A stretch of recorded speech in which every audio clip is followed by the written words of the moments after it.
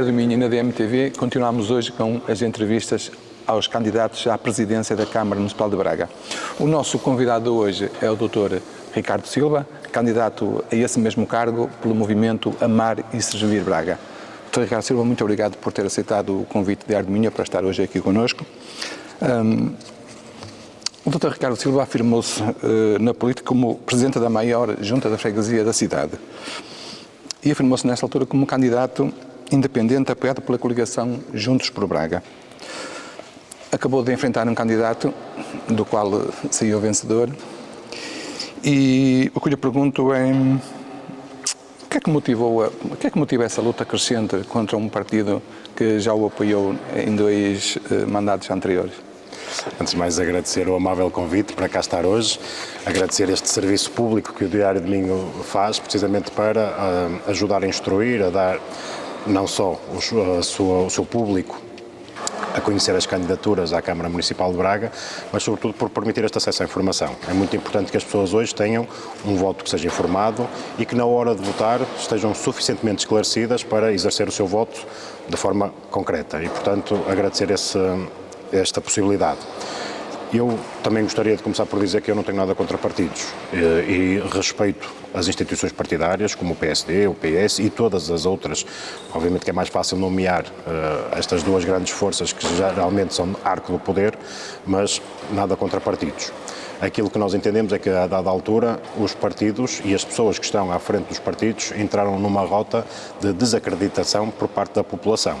E, portanto, quando nós percebemos que os projetos políticos partidários não são, se calhar, aqueles que vão mais ao encontro da população, então entendemos nós, enquanto grupo de cidadãos reunidos, organizados, que devíamos assumir esta responsabilidade de dizer nós também temos uma palavra a dizer naquilo que deve ser o ato governativo da cidade, nós temos experiência, nós temos vontade, nós temos visão e, portanto, é um ato de responsabilidade que queremos partilhar com a população e, se a população confiar em nós, com certeza ajudar-nos-á também a ter este sentimento de dizer que estamos cá para trabalhar e que queremos, de facto, servir a cidade e o Concelho de Braga. A experiência que tem como presidente da maior junta da freguesia da cidade motivou alguma desilusão no relacionamento das câmaras com o apoio que tem prestado às autarquias locais? Sim, creio que isso é uma pergunta que tem todo o sentido de fazer, até porque foi notória durante estes anos em que estou à frente da Junta de Freguesia de São Vítor que a nossa relação com a Câmara muitas vezes foi algo tensa, precisamente porque percebemos que a Câmara entrou numa tentação centralizadora, de chamar assim, ou de usar a plenitude dos seus poderes sem delegar poderes e delegar competências nas juntas de freguesia, sobretudo do centro da cidade. E como sabemos, o centro da cidade hoje é um território que é mais denso, é mais pressionado pela população e, portanto, obviamente, há maior desgaste do seu espaço público. E aquilo que nós víamos e que vemos, infelizmente, é precisamente um espaço público descuidado, um espaço público desqualificado, um espaço público que precisa de constante manutenção e que essa manutenção deveria caber às juntas de freguesia. Sobretudo porque grande parte da população, quando se defronta com um problema, um buraco na rua, uma passadeira por pintar, um espaço verde que precisa de ser aparado e de melhor cuidado, as pessoas, eu diria que tendencialmente não vão à Câmara Municipal queixar-se, vão à junta de freguesia. Portanto, este é um papel que as juntas de freguesia fazem bem, é ouvir. Nós, neste momento, só podemos tomar nota e mediar isto com a Câmara de Braga, mas eu entendo que a junta de freguesia pode ter, de facto, um papel mais atuante. E é isso que nós queremos e também é isso que nós defendemos nesta candidatura ao município, é confiar nas freguesias, delegando-lhe mais poderes de atuação. Ainda no âmbito desta mesma questão, o Ricardo tem assumido nesta pré-campanha a denúncia do abandono de vários equipamentos, precisamente na freguesia de São Vítor, por parte da Câmara Municipal. Sente que tenha havido alguma discriminação em relação à freguesia? Eu diria que é falta de visão, no sentido em que eu não sei hoje a realidade das outras juntas de freguesia do centro da cidade na qualidade autarca, sei a realidade das outras juntas de freguesia na qualidade de cidadão, vou passando muitas vezes por vários territórios que hoje confinam com a freguesia de São Vítor e, portanto, consigo é perceber e ter esta calibração daquilo que é feito ou deixa de ser feito no espaço público. Eu creio que as juntas de freguesia sofrem de uma discriminação de competências precisamente por falta dessa visão progressista de que as juntas devem ser parceiros naturais da Câmara Municipal, independentemente das cores. Até porque, deixe-me dizer-lhe que nem consigo conceber uma atuação baseada nas preferências partidárias. Alguém que discrimine propositadamente um território, e esse território é composto por pessoas, porque imaginemos um Presidente de Câmara que tem uma birra com um Presidente de Junta, desde logo isso provaria que essa pessoa não estaria a desempenhar a sua função, nem mereceria ser Presidente de Câmara ou Presidente de Junta.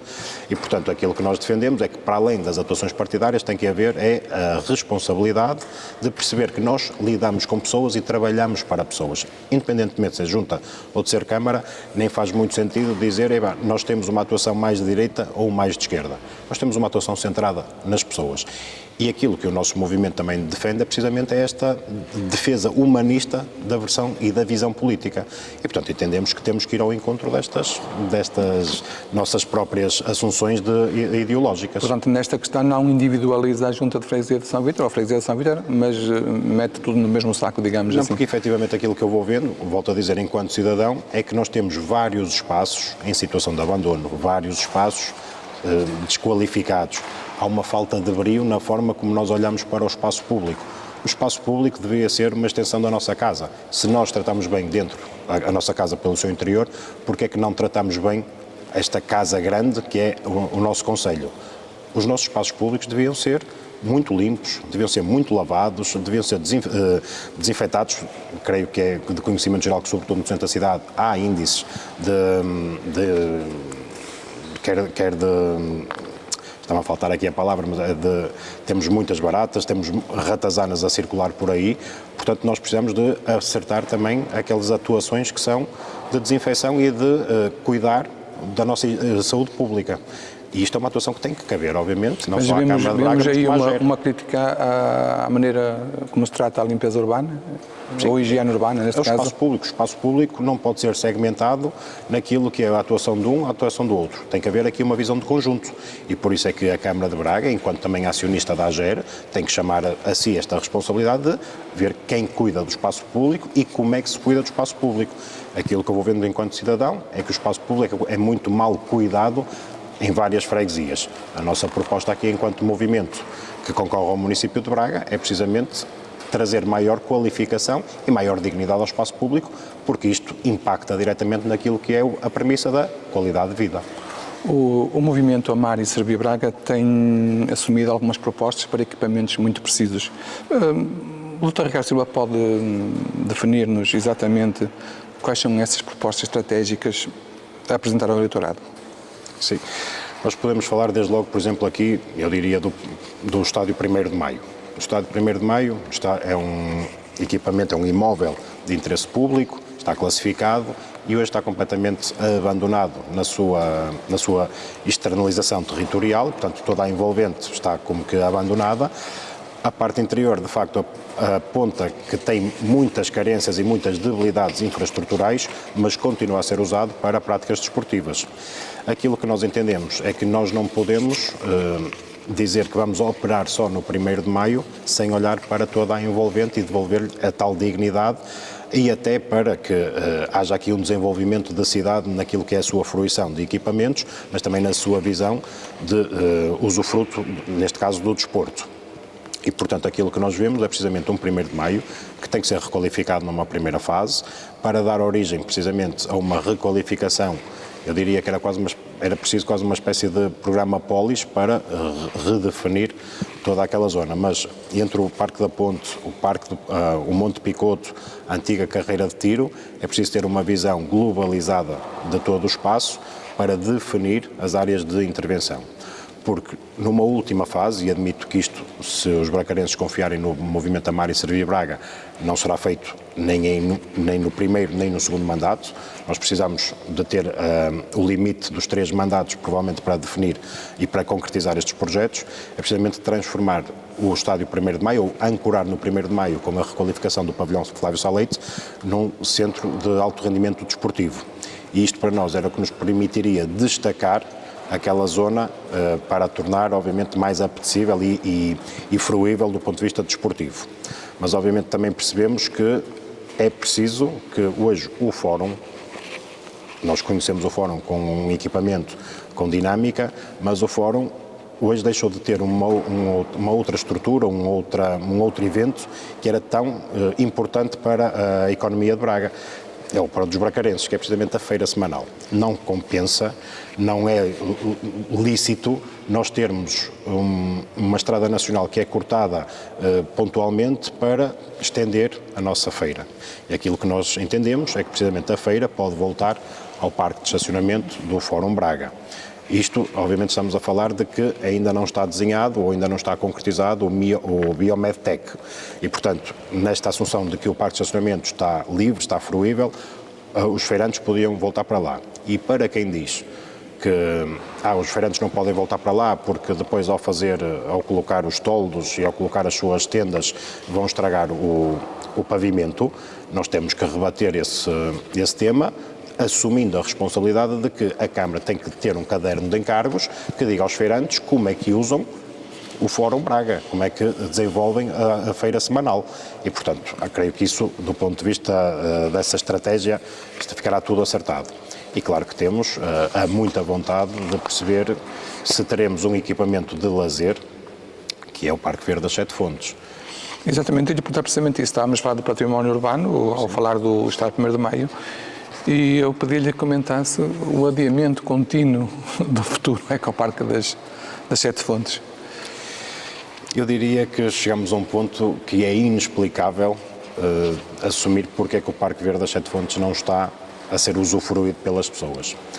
A menos que achem que o Parque Verde das Sete Fontes vai ter muros pintados de dourado e que precisa de uma intervenção que seja de fundo, eu diria que nós temos hoje toda a possibilidade de fazer um usufruto do espaço.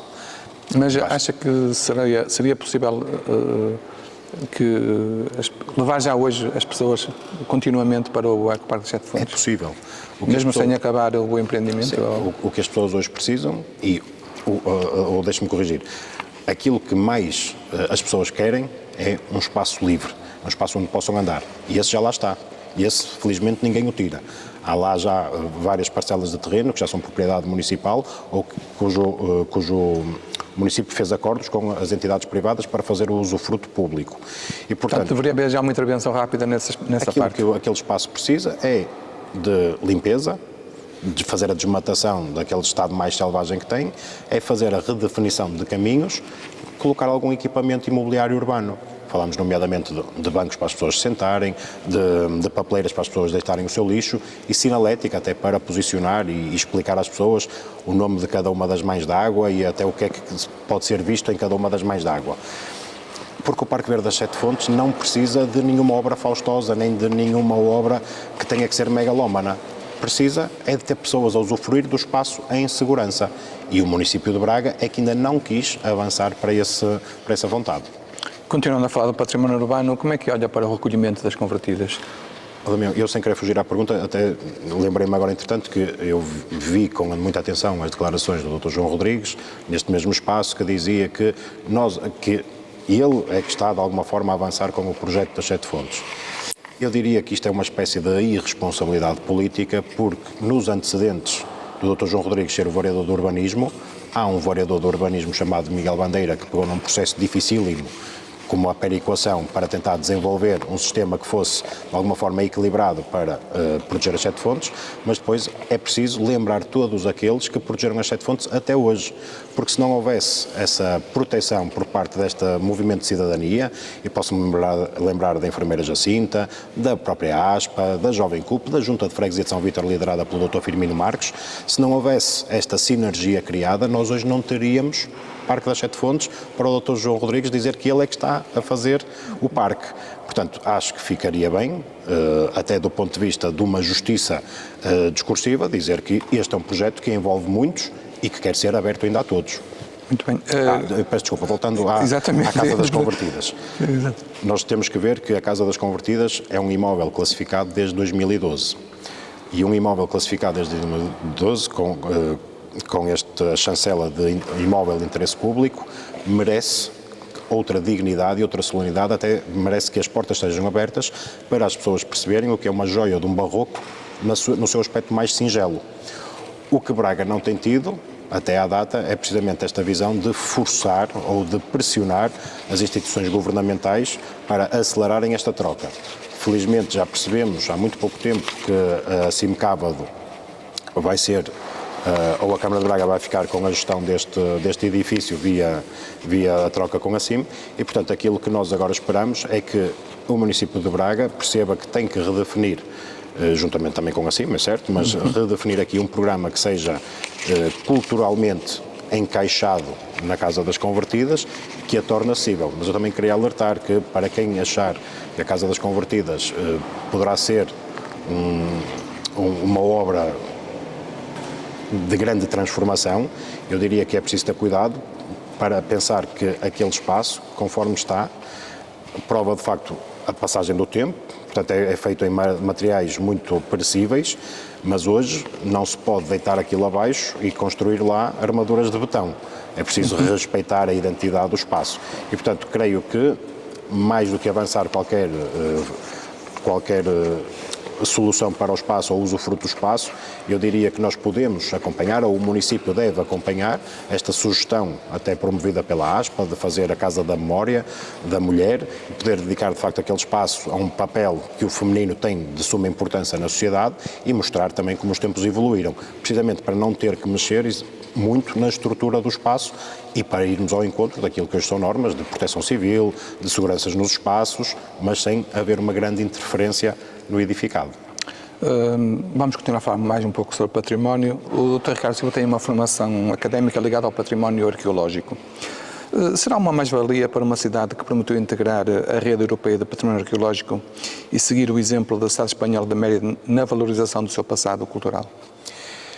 Eu acho que nós, socialmente, habituámos-nos a aceitar que o exercício de cargos públicos está na mão de advogados, de economistas, de professores.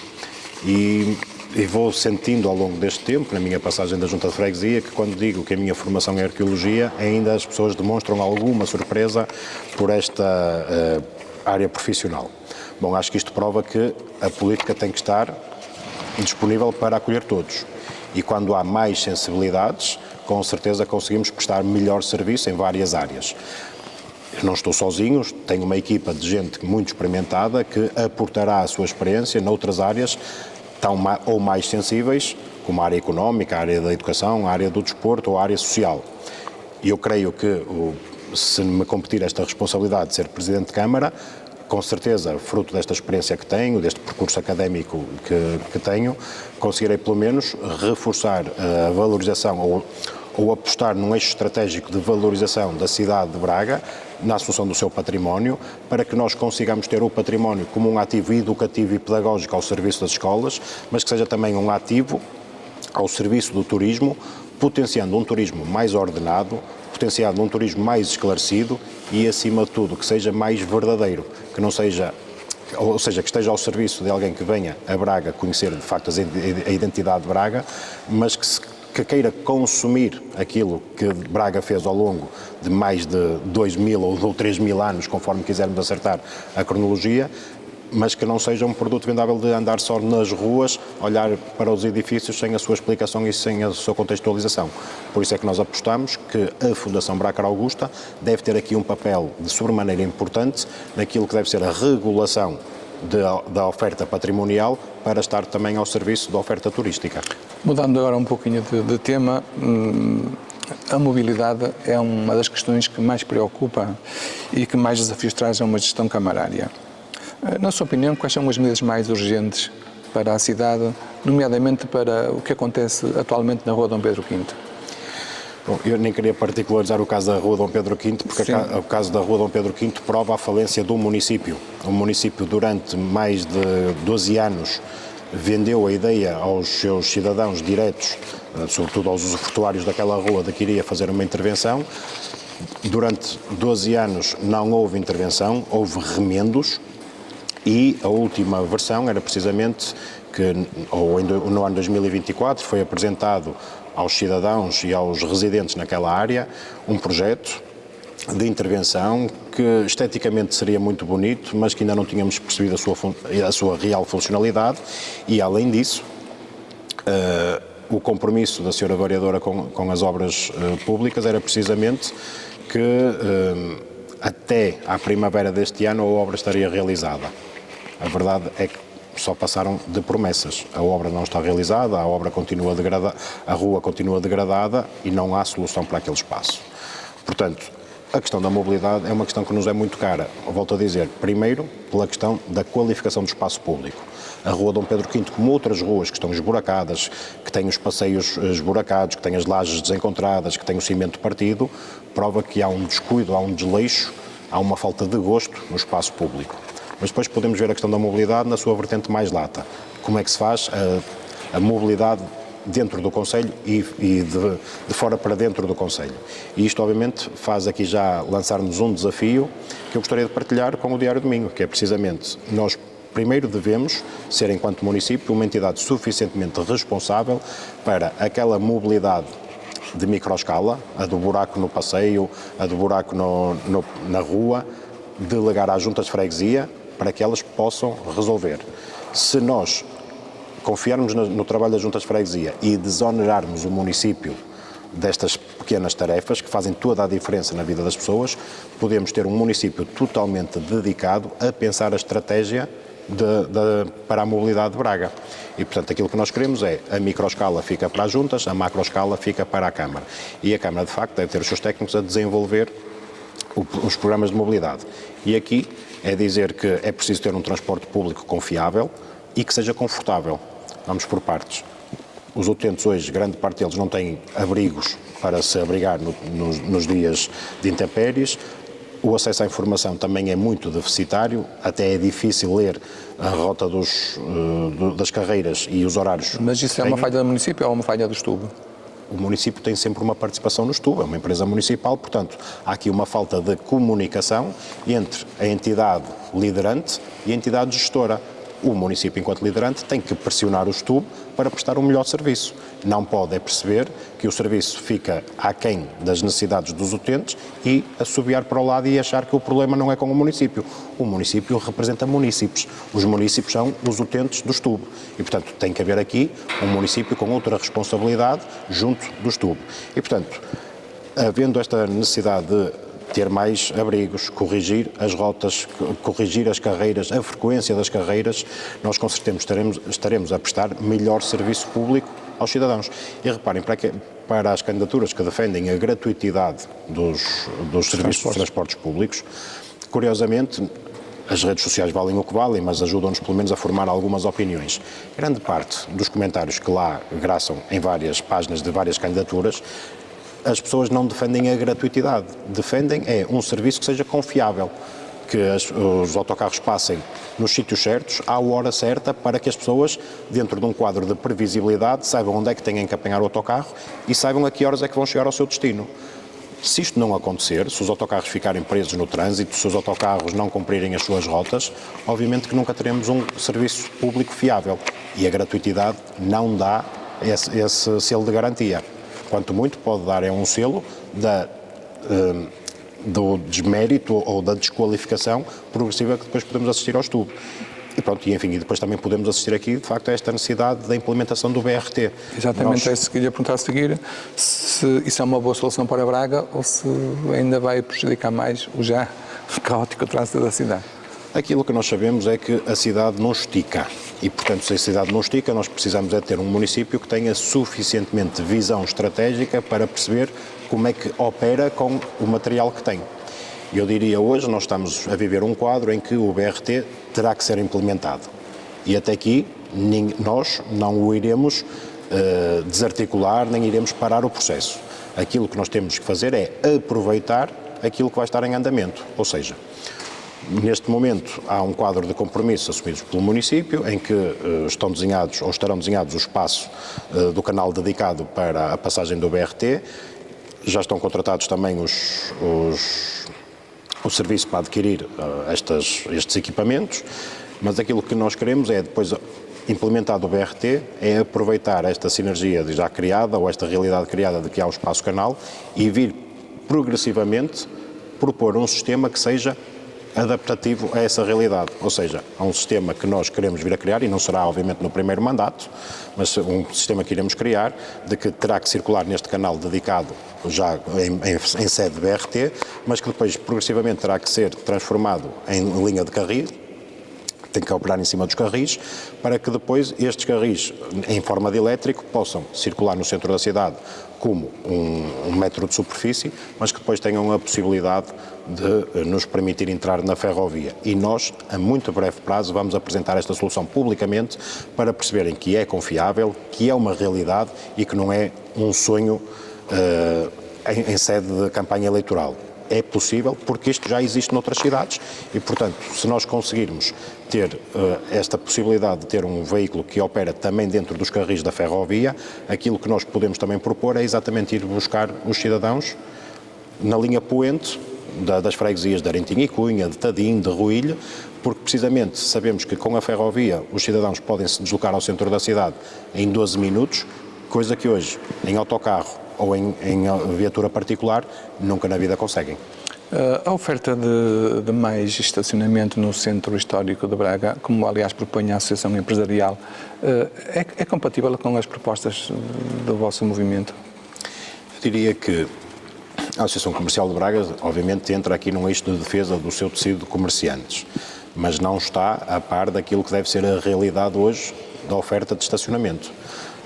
Se repararmos bem, o território do centro de cidade tem hoje vários parques de estacionamento e tem várias ofertas de estacionamento à superfície. Aquilo que é preciso perceber é o número total da oferta de parqueamento que temos hoje disponível para as pessoas.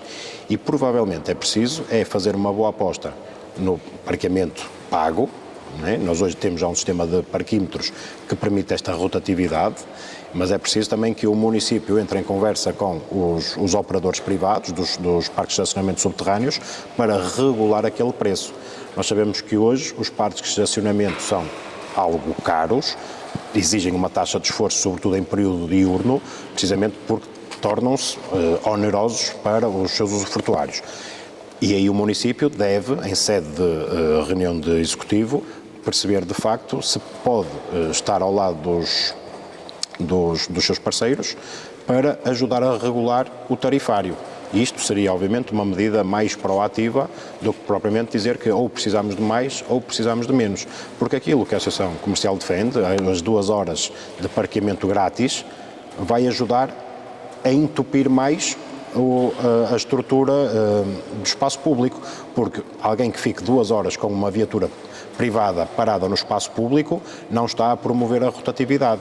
E, portanto, nós temos que repensar esta estratégia e, obviamente, nós estamos mais que disponíveis para nos sentar com a Associação Empresarial de Braga para pensar que este não será o caminho que melhor servirá aos comerciantes.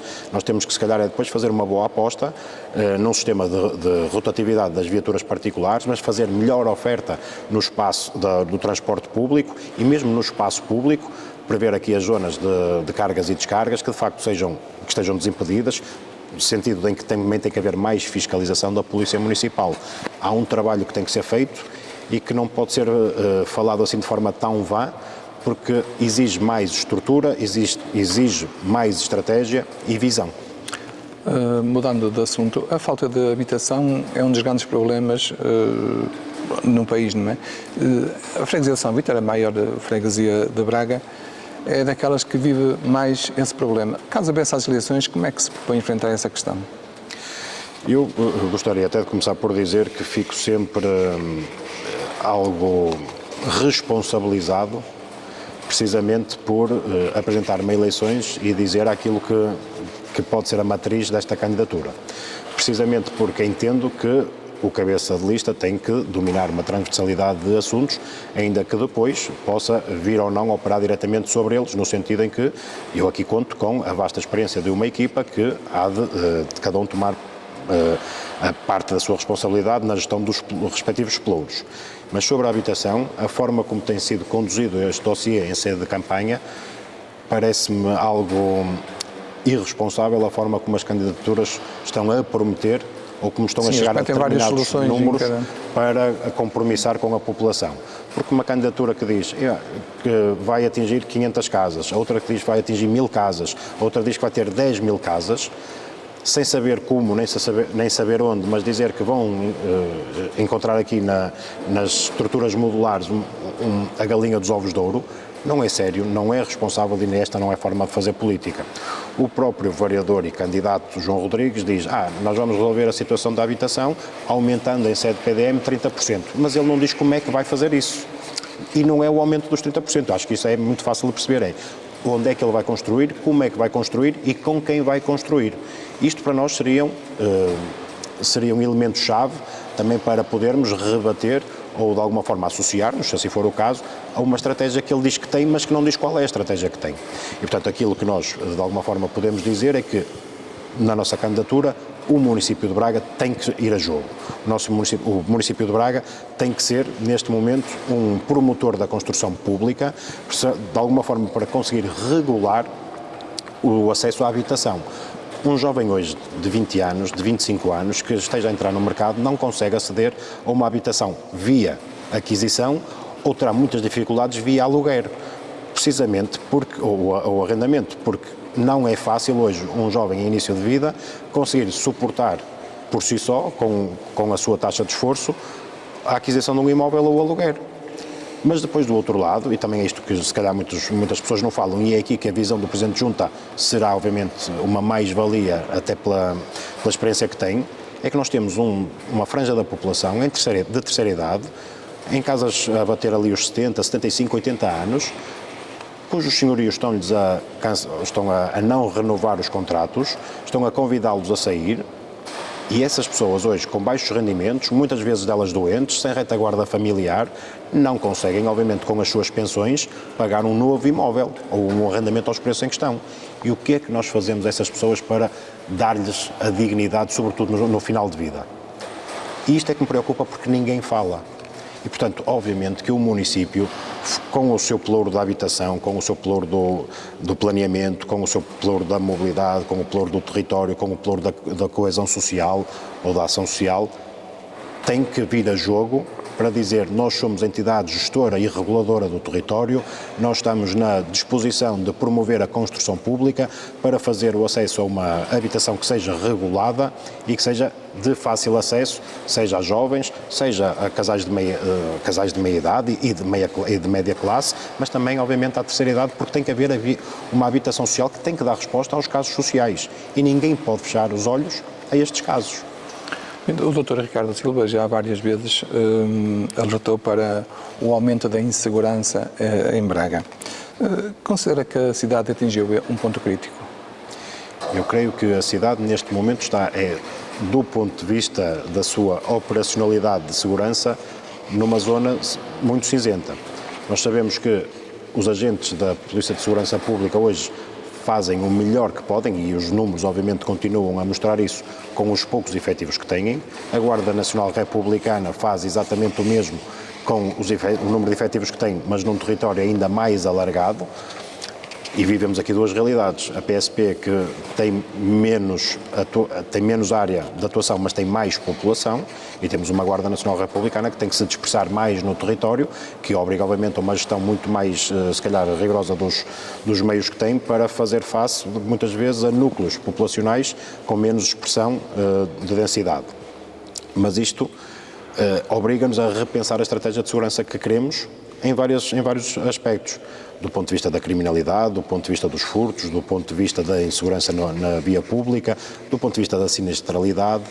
Nós temos hoje áreas de atuação muito vastas que aportamos aos agentes de segurança.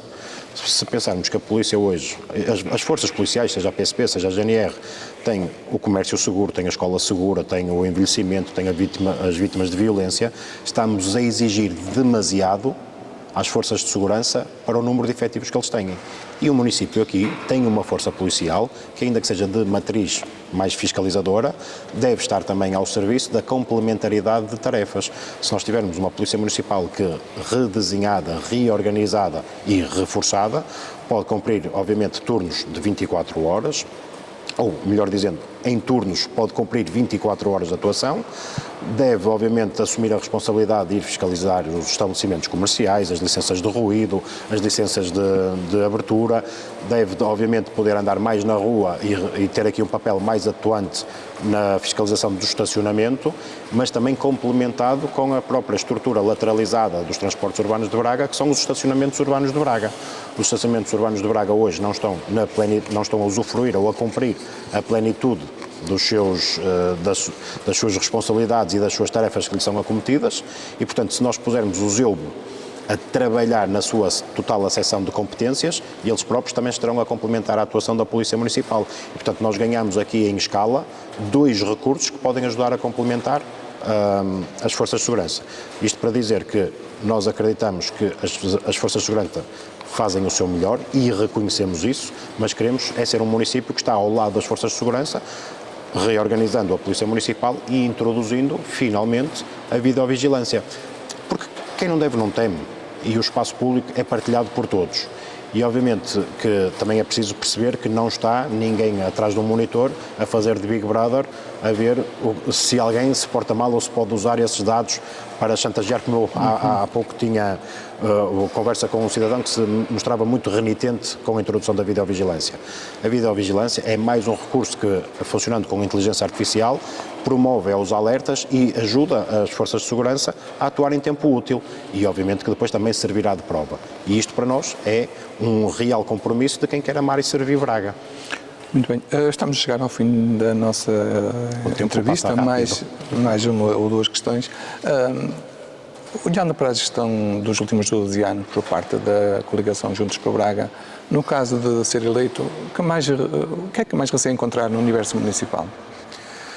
Eu até diria que estes são tempos sempre ótimos para fazer avaliações de mandatos. E eu deixo-me dizer aos ouvintes da DMTV e aos leitores do Diário do Minho que, sobretudo, o primeiro mandato e o segundo mandato do Dr. Ricardo Rio foram, de facto, tempos de um novo tempo, como se apregoava há 12 anos atrás. Houve uma nova abertura da cidade, houve um desempoeiramento do ponto de vista burocrático, do acesso ao Executivo, as pessoas criaram ali uma proximidade e uma relação com o Executivo que, de alguma forma, humanizou a política e as pessoas tinham ali interlocutores a quem conheciam o rosto. Curiosamente, de meio do segundo mandato, começou a notar-se de que houve aqui um desgaste acelerado dessa visão de proximidade e este terceiro mandato, de facto, há pessoas e felizmente nós ainda temos um Presidente de Câmara que é bem reconhecido, mas hoje temos uma população mais distante do seu Executivo. E, portanto, aquilo que nós percebemos é que houve uma rota que afastou a população do Executivo, no sentido em que deixou de haver, se calhar, aquele grau de confiança de que se iam resolver os problemas do Concelho, da cidade, porque também verificamos que o tempo passou e os reais problemas, aqueles que fomos falando ao longo desta entrevista, continuaram sem ser resolvidos.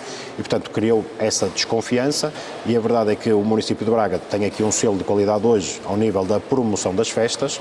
Acho que hoje Braga é reconhecida pela Noite Branca, pela Braga Romana e por outras iniciativas, mas eu aqui também queria alertar precisamente para a necessidade de nós repensarmos estas festas no sentido da sua pressão que cria no espaço público, mas também da sua visão política.